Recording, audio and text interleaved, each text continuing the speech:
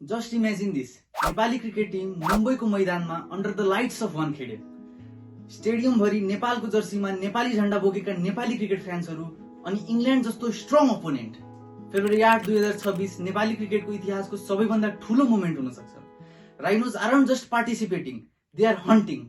Nepal versus England, it's the ultimate underdog versus heavyweights, a classic David versus Goliath battle on the greatest stage possible. So, are we just dreaming or are we dangerous? Mumbai, just like city of dreams पनि भनिन्छ, is about to meet the Himalayan heartbeat. Hello and namaste. मेरो नाम आयुष मिश्र हो र आज हामी rhinos road म्यापलाई dissect गर्नेछौँ। From squad overview to SWOT analysis and the $1 million question. Can we actually beat England and West Indies? यो सब कुरा आजको यस भिडियोमा कभर गर्नेछौँ। Before we talk about tactics, एउटा क्विक ओभरभ्यू अफ स्क्वाड हेर्नु आवश्यक छ। हामीले आफ्नो कोरलाई रिटेन गरेका छौं, which means Rohit Paudel captain, Dipendra Singh Airee vice captain, Sandeep Lamichhane, Kushal Bhurtel, Aasif Sheikh, Sandeep Jora, Sompal कामी, करण केसी, गुलशन झा र ललित राजवंशी गरेर 10 जना प्लेयर्सहरू रिटेन भएका छन्।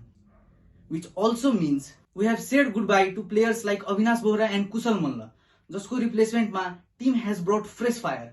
Nandan Yadav, Sher Molla, Basir Ahmed, Lokesh Bam and Arif Sheikh have joined the squad. नेपालको स्ट्रेन्थलाई ABC फर्मुलाले ब्रेक डाउन गर्न मिल्छ। A stands for all-rounder, B stands for balance and C stands for consistency. All-rounders Nepali टिमको strength कसरी छन् त?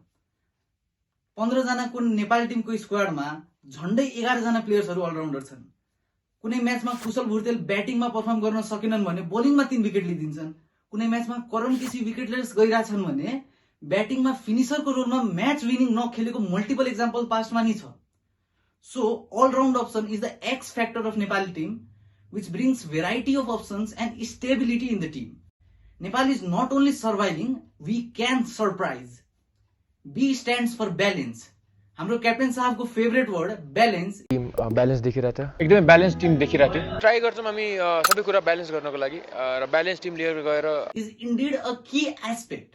Young and new faces like Basir Ahmad, Sher Malla, Nandan Yadav brings the spark and fresh energy to the team.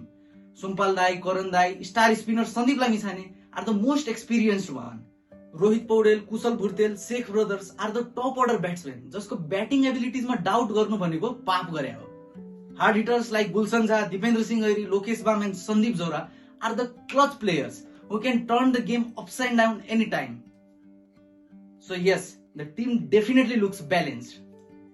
And C for consistency is the third strength of Nepali team.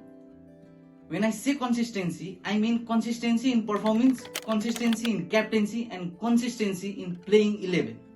नेपालको पर्फर्मेन्सलाई consistent कसरी भन्न मिल्छ त? नेपालले आफ्नो last ICC T20 म्याचेसमा 5 consecutive win gain गर्न सफल भएको छ। यसले गर्दा टिमसँग पोजिटिभ मोमेन्टम छ।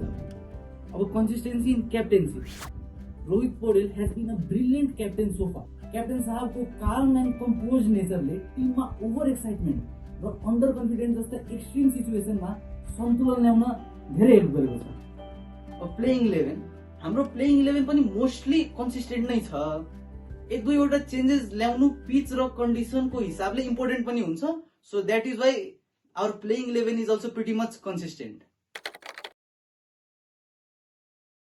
But let's get real, it's not all laligurans and sunshine. नेपालले श्रीलङ्का ए सँग प्रेप म्याचमा पाएको लसेस आर कन्सर्निङ। हामी वेस्ट इन्डिज, इंग्ल्यान्ड जस्ता टिमसँग जित्ने कुरा गर्छौं र श्रीलङ्का ए सँग हारेर त भएन नि। You can tell them practice matches, but world कपको यति नजिक आएर इभन अ प्रेप म्याचमा लस पाउनु is psychologically demotivating. Plus absence of Avinash Bohara, our yorker specialist, is a massive loop hole in our death bowling.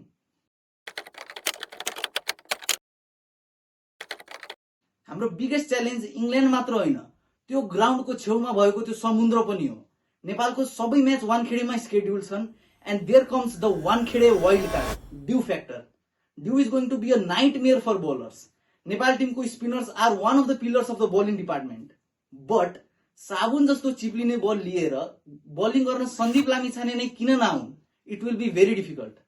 त्यही भएर if you bowl second, We will not just fight the lethal batting lineup of England, we will also fight against climate. Nepal fortunately group C मा छ। Group C लाई Scottish, Italian, Caribbean sandwich भन्न पनि मिल्छ। Scotland र इटलीसँग नेपालको win non negotiable हो। इंग्ल्यान्ड र वेस्ट इन्डिज मध्ये एउटा विन, एउटा मिराकल अनि नेपाल सुपर 8 मा। एउटा म्याच जसमा कुशलको करिश्मा, नभए गुलसन झाको जादु और आसिफ शेखको 6 sixes and impossible suddenly becomes possible. So can we do it? Can we make it to the super 8? पिचमा पेस छ, ड्यू आउँछ, प्रेसर हुन्छ, अपोजिसन हाइएस्ट क्यालिबरको छ। But if there is one thing we know about Nepali cricket, it is that we thrive on the impossible. तपाईलाई के लाग्छ? Will Wankhede witness a Nepali wonder? I say expect the unexpected. Drop your opinions below. Keep supporting the Rhinos. Hope is not a strategy, but yet it keeps the spirit alive. Hoping for a great tournament for Nepal. This is Ayush Mishra. Jai Nepal.